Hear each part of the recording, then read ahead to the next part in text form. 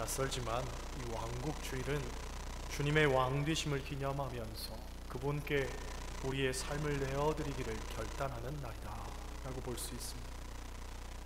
여러분, 우리의 삶은 이 땅에서가 전부는 아닙니다. 우리에게는 영원한 하늘나라가 있습니다. 우리는 하루하루를 저 하늘나라를 소망하며 왕되신 주님의 통치 가운데 우리의 삶을 내어드리며 살아야 합니다. 인생이 긴 듯 보여도 너무나 짧디 짧은 것이 인생입니다. 2018년을 시작한 것도 엊그제 같은데 벌써 11월 마지막 주일입니다. 2018년도 한 달밖에는 남지 않았습니다.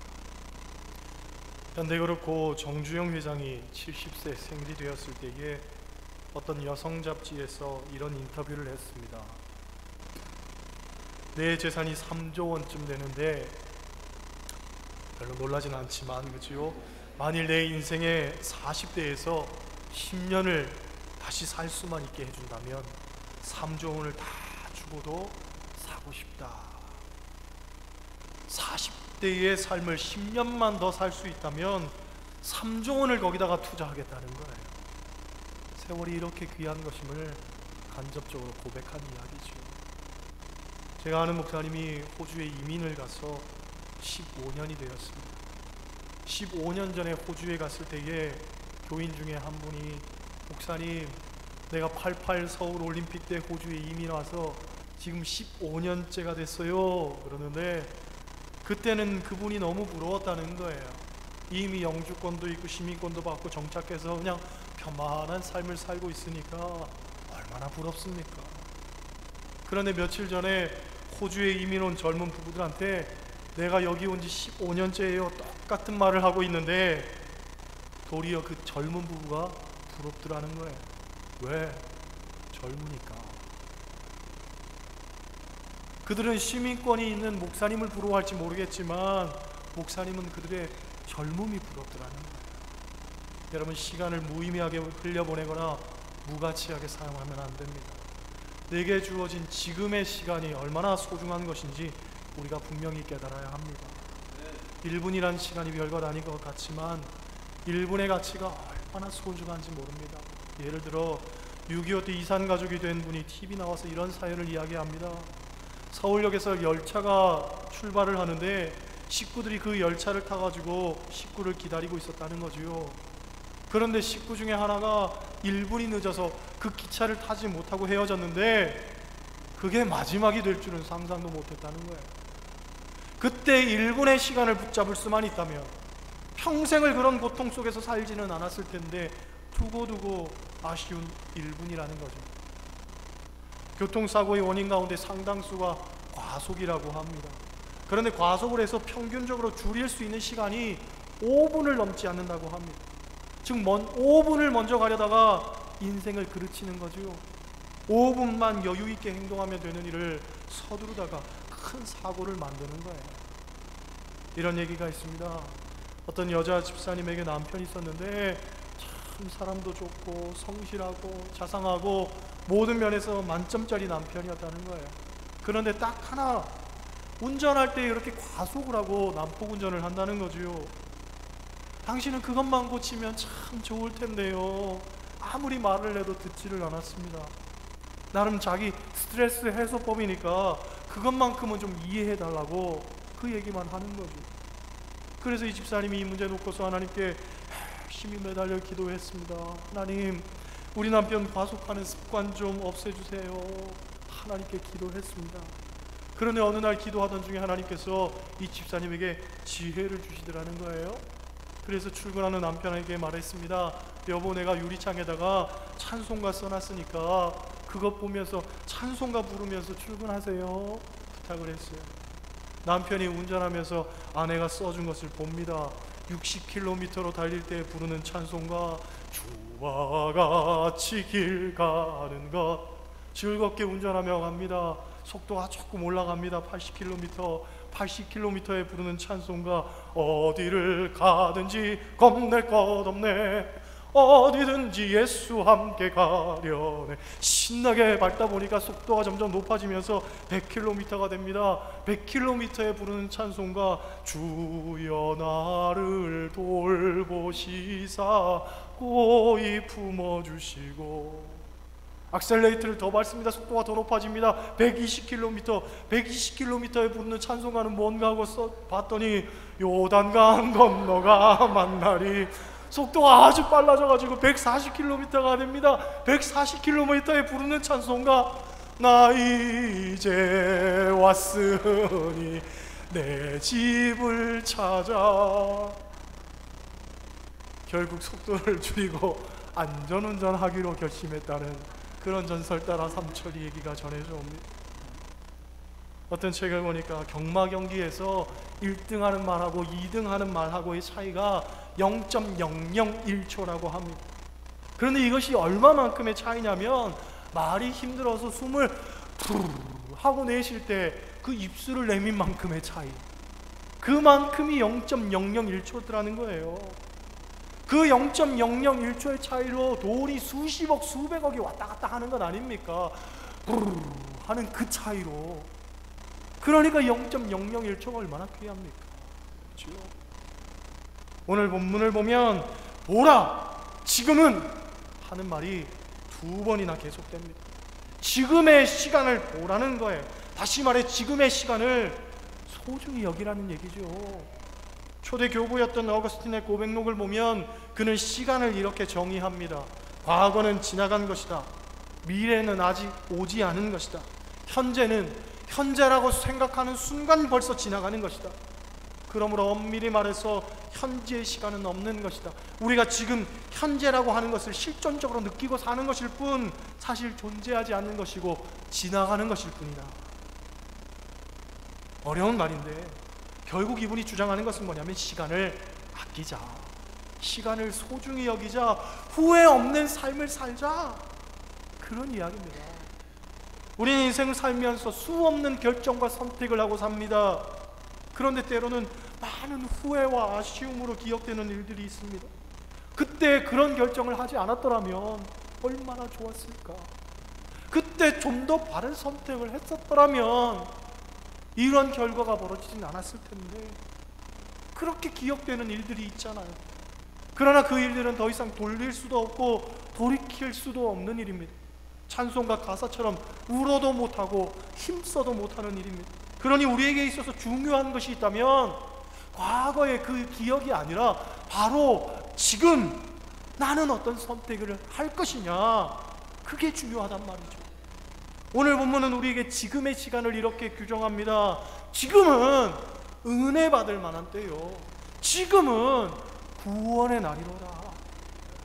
이 말씀을 이해하기 위해서는 본문을 쓴 바울의 삶을 우리가 알아야 됩니다. 그는 원래 예수 믿는 사람들을 박해하는 사람이었습니다. 가말리엘 문화생으로 철저한 율법주의 신봉자였고 바리새인 중에 바리새인이었습니다. 그에게 있어서 구원은 철저한 율법의 준수를 통해서만이 얻을 수 있는 것이었고, 율법이 제시하는 비판과 그리고 정죄의 칼날을 늘 날카롭게 갈면서 사는 것이 인생의 최우선적 과제였습니다. 때문에 구원은 예수 그리스도를 통해서만이라고 생각하는 그 그리스도인들을 박해하고 죽이는 일에 누구보다도 앞장서서 일했고, 스데반이 순교할 때 그를 돌로 쳐 죽이는 사람들의 옷을 맞고 있기도 했었습니다. 그런데 대제사장의 공문을 받아들고서 다메섹으로 가는 도상에서 부활의 주님을 만나게 돼요. 영적인 눈이 떠지게 되죠. 영적인 눈을 뜨고 보니 깨닫게 되는 것이 뭐냐? 구원은 나의 율법적 열심과 노력으로 얻어지는 것이 아니라 오직 하나님 은혜로 얻어지는 것이구나, 그걸 깨닫게 됩니다. 그때부터 그의 삶은 은혜에 붙들린 삶이 되지요. 사도 바울이 쓴 서신을 보면 다른 어떤 성경보다도 은혜라는 말이 가장 많이 나옵니다. 그리고 그의 삶을 들여다보면 오직 은혜가 아니고서는 다른 말로 설명이 되지 않는 그런 인생을 산단 말이죠. 그런데 바울의 삶만입니까? 아닙니다. 우리도 은혜가 아니고는 우리의 삶을 설명할 수가 없습니다. 여러분이 여기에 나와 있는 것, 이 자리에 앉아 있는 것, 사천제일교회를 다니는 것, 우리가 구원받은 감격으로 사는 것, 지금까지의 삶을 꾸려온 것, 여러분이 잘나서 똑똑해서 자기 나름대로의 주관과 판단력이 좋아서 된 것이 아니란 말이죠. 하나님 은혜 때문입니다. 우리가 인식하고 있던 인식하지 못하던, 내가 인정하던 인정하지 않던 간에 제가 자신 있게 말할 수 있는 것은 여러분 삶에는 다 하나님 은혜가 있었다는 거죠. 할렐루야. 근본에 강릉 남북지방 여성교회 찬양제가 있었는데 우리 지방 감리사님의 표현에 의하면 이견이 없는 완벽한 1등이었다. 할렐루야. 그렇게 이야기할 수 있습니다. 그런데 제가 볼 때에는 실수가 많았습니다. 연습할 때에는 정말 완벽하게 했는데 정작 실전에 가가지고는 벌벌 떨었는지 어쨌는지 모르겠지만 실수가 많았습니다. 나중에 동영상 보니까 이거 뭐 한두 사람 틀린 게 아니더라고요. 죄다 실수를 했어요. 들어야 될 때 들지를 못했던 거예요. 그런데 놀라운 건 뭐냐, 다 잘했는데 한두 사람이 틀렸으면 그 사람 틀린 티가 났을 거예요. 그런데 들어야 할 곳에서 전부 안 드니까 원래 그런가 보다. 제가 볼 때에는 분명히 틀린 부분이었는데 다른 사람들이 볼 때는요, 와 하고 오히려 환호성을 지르면서 박수를 치는 거예요. 그러니까 실수를 했는데도 실수가 전혀 실수처럼 느껴지지 않는 거죠. 제가 그 일을 통해서 개인적으로 3가지를 느꼈습니다. 첫째는 때로는 실수를 해도 괜찮구나 하는 겁니다. 물론 완벽한 것이 좋겠지만 실수한다고 해서 하늘이 무너지는 것도 아니고 땅이 꺼지는 것도 아닙니다. 그렇죠? 살다 보면 누구나 실수할 수 있어요. 하지만 실수를 했는데도 1등 할 수도 있어요. 실수를 했는데도 얼마든지 우리 함께 기쁨을 누리고 즐거워할 수 있어요. 물론 그렇다고 앞으로 쭉 실수하라는 건 아니지만 실수에 대해서 너무 집착하고 너무 책망할 필요는 없다는 거죠. 괜찮아요. 마음을 좀 여유롭게 가질 필요가 있는 거예요. 2번째, 실수를 할 때에 혼자 실수하는 것보다 여럿이 같이 하는 게 좋구나, 그 생각을 했습니다. 왜? 혼자 틀렸다면 아마 창피하고 부끄러워서 쥐구멍이라도 있으면 숨고 싶었을 거예요. 그런데 다 같이 실수를 하니까 별로 뭐 미안해하는 사람도 없는 것 같고 피차 간에 서로 서먹할 것도 없는 거예요. 오히려 같은 연대감과 동질감을 가지면서 이심전심이잖아요. 그죠? 실수한 사람들끼리 더 끈끈해지고 얼마나 감사합니까? 그죠? 그러니까 기왕 틀리려면 같이 틀려주는 게 좋겠다. 3번째 느낀 것은 실수도 때로는 또 다른 멋진 그림으로 완성될 수 있겠구나 하는 겁니다. 우리는 실수를 했지만 다른 사람들 볼 때에는요, 원래 그런가 보다 하는 거지요. 또 다른 그림이 만들어진 거예요. 사실 하나님의 은혜도 그런 면에서 마찬가지가 아닐까 생각을 해봅니다. 우리가 실수하고 실패했기 때문에 하나님을 만난 것이고 또 그 실수와 실패를 용납하고 감싸주고 안아주시는 그 하나님의 사랑을 우리가 경험하게 되면서 하나님의 은혜를 다시금 깨닫게 되고, 그렇죠? 또 나는 실수고 실패라고 생각한 그것도 합력하여 선을 이루시는 하나님의 손에 붙여지니까 멋진 그림이 되더라는 거예요. 그걸 보면서 전적인 하나님의 은혜를 우리가 고백할 수밖에 없잖아요. 결국 이것이 참된 그리스도인으로서 만들어져가는 우리의 삶의 과정이 아닐까 생각을 해봅니다. 여러분의 삶을 들여다보세요. 항상 성공만 하고 항상 바른 선택만 하고 산 사람 어디 있습니까? 실수를 하기도 했고 때로는 상처를 주기도 했고 넘어지기도 했고 못된 짓도 많이 했고, 그런데 그것들을 모아서 버무려서 하나님께서는 오늘의 나로 만들었고 여러분으로 만들었고 지금 이 자리에 여러분들을 세우신 것 아닙니까? 이것이 하나님 은혜가 아니고서 무엇입니까? 그렇잖아요. 사람은 크게 2 종류의 사람이 있다고 합니다. 보이는 세계만을 바라보고 사는 사람이 있는가 하면 보이지 않는 세계를 바라보며 사는 사람이 있습니다. 성경에서 대표적인 예로는 에서와 야곱을 들 수가 있죠. 에서는 보이는 것에만 관심을 갖고 산 사람의 표상입니다. 그는 팥죽 한 그릇에 장자권을 동생에게 팔아버립니다. 장자권이 얼마나 귀한 겁니까? 당시로서는 아버지 재산의 3분의 2를 물려받는 것이고 아버지를 대신해서 재판권도 갖고 축복권도 갖는 것이 장자권이란 말이지요. 그런데 이렇게 중요한 것을 에서가 왜 팔았습니까? 이유는 단 하나, 배가 고팠다는 거죠. 배가 고팠다는 거. 허기진 배를 채우기 위해서 팥죽 한 그릇과 교환하자는 야곱의 말에 내가 죽게 되었는데 이 장자권 명분이 무슨 소용이냐, 바꿔버리자. 그리고서는 쉽게 바꿔버리는 거예요. 세상에는 에서형의 인간들이 많습니다. 육신의 안위와 즐거움이 인생의 가장 큰 목적이죠. 돈을 벌어도 자기 배를 채우기 위한 것으로만 힘쓰고 오늘도 먹고 마시고 즐기는 것에만 힘을 쏟습니다. 동물은 그저 먹는 것으로 만족하지요. 더 이상 없습니다. 그러나 사람은 그렇지 않죠. 호랑이는 죽어서 가죽을 남기지만 사람은 죽어서 이름을 남기는 것 아닙니까? 우리가 자랑스러운 이름을 남겨야지 부끄러운 이름이 되면 안 된단 말이죠. 우리나라 사람들이 절대로 안 짓는 이름이 있습니다. 그 이름 이완용입니다. 이완용. 위키백과를 보면 이완용에 대해서 을사오적, 경술구적, 친일, 반민족 행위자의 매국노 이렇게 소개를 하고 있습니다. 전국의 전화번호 부책 다 뒤져봐도 이완용이라는 이름 없다고 합니다. 부끄러운 이름이 된 거죠. 이스라엘 사람들이 제일 좋아하는 이름 중에 하나가 유다였다고 합니다. 유다. 야곱의 아들 이름이 유다였고 예수님도 유다의 후손이었습니다. 성경을 보면 예수님의 형제들 중에서도 유다란 이름을 가진 형제가 있었습니다. 그런데 가룟 유다가 예수님을 은 30에 판 이후로 지난 2000년 동안 이스라엘에서 유다라고 이름 지은 사람 한 사람도 없다고 합니다. 부끄러운 이름이 되면 안 된다는 거예요. 그렇다면 부끄럽지 않은 이름이 되려면 어떻게 해야 되느냐? 결론부터 말하면 야곱형 인간이 돼야 된다는 거죠. 야곱도 물론 허물이 많은 사람이었습니다. 태어날 때 형 뒤꿈치 붙들고서 태어날 만큼 시기와 시샘이 많은 사람이었고 형의 장자권 가로채고 그 일로 삼촌 집으로 도망가서 거기서 어머니 임종도 지키지 못하고 숨어 지낸 사람이 야곱입니다. 그러나 베델에서 또 브니엘에서 하나님 만나고 완전히 깨지고 부서진 후에 회개하고 하나님만 바라보고 살았던 사람이 야곱입니다. 물론 그 뒤로도 실수도 하고 넘어지기도 했지만 그럼에도 불구하고 하나님만 붙들고 영원한 나라를 바라보며 살았던 사람이 야곱이란 말이지요. 우리도 그렇습니다. 완전한 사람, 완벽한 인간, 그것을 우리가 지향한다고 해서 이룰 수 있는 것 아닙니다. 그렇죠? 세상에는 그런 사람 없습니다. 우리 다 실수하고 넘어지고 때로는 상처받고 또 상처도 주는 사람들입니다. 그러나 우리가 세상 사람들과 다른 점이 무엇입니까? 우리는 영원한 하늘나라를 바라보며 사는 사람들이라는 거지요. 고린도후서 4장 18절 우리가 주목하는 것은 보이는 것이 아니요 보이지 않는 것이니 보이는 것은 잠깐이요 보이지 않는 것은 영원함이라. 우리는 보이지 않는 영원한 나라를 주목하며 사는 사람들이라는 거예요.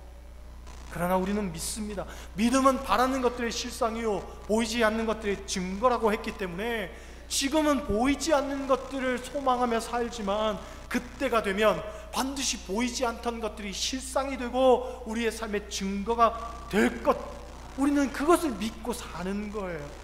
그러므로 보라, 지금은 오늘 본문이 이야기하는 말씀 앞에서 우리는 세상과 다른 선택을 해야 되는 거예요. 오늘날 우리 세계를 규정짓는 말들이 많지만 그 중에 대표적인 것 하나를 꼽으라면 경쟁입니다. 경쟁. 나라와 나라가 경쟁하고 사회와 사회가 경쟁하고 개인과 개인이 경쟁하면서 결국은 그 경쟁 속에서 죽느냐 사느냐 하는 싸움을 싸우면서 내가 살려면 어쩔 수 없이 누군가를 죽여야만 하는 현실에 발버둥 치고 있단 말이죠. 때문에 보라, 지금은 이란 말씀 앞에서 세상적 판단이라면 싸워야 하고 이겨야 합니다. 지금은 싸워야 할 때요, 이겨야 할 때다. 그러나 성경은 그렇게 말하지 않습니다. 오히려 은혜를 말하고 구원을 말합니다. 보라, 지금은 은혜 받을 때요, 지금은 구원의 날이라는 거예요. 곧 여러분 그리스도인은 달라야 합니다. 세상과 달라야 합니다. 왜 그렇습니까? 하나님이 우리에게 그렇게 하셨기 때문입니다. 하나님께서 공의로 심판하셨다면 우리는 이미 죽어야 마땅한 이들이지요. 그러나 하나님께서 우리에게 은혜를 베푸셨고 구원을 허락하셨습니다. 그것을 경험한 우리가 마땅히 은혜와 구원을 전하는 도구로 살아야 되지 않겠습니까? 요컨대 우리에게 주어진 지금은 세상적 욕심과 정욕을 충족시키라고 주어진 시간이 아닙니다. 하나님의 백성은 그렇게 살면 안 됩니다. 오직 하나님의 은혜와 구원을 위한 도구로 살아가야 되는 시간인 거죠. 그러므로 여러분의 시간, 여러분의 지금을 오직 하나님의 영광을 위해 은혜와 구원을 전하는 복된 주의 백성들 되시기를 소원합니다. 오늘 본문은 우리에게 말하지요. 보라, 지금은 은혜 받을 만한 때요. 보라, 지금은 구원의 날이로다. 여러분 삶에 이 하나님의 은혜와 구원이 있기를 원합니다. 그리고 세상 가운데 그 은혜와 구원을 한껏 선포하며 사는 여러분 되시기를 주님의 이름으로 간절히 축원합니다. 기도하시겠어요? 하나님,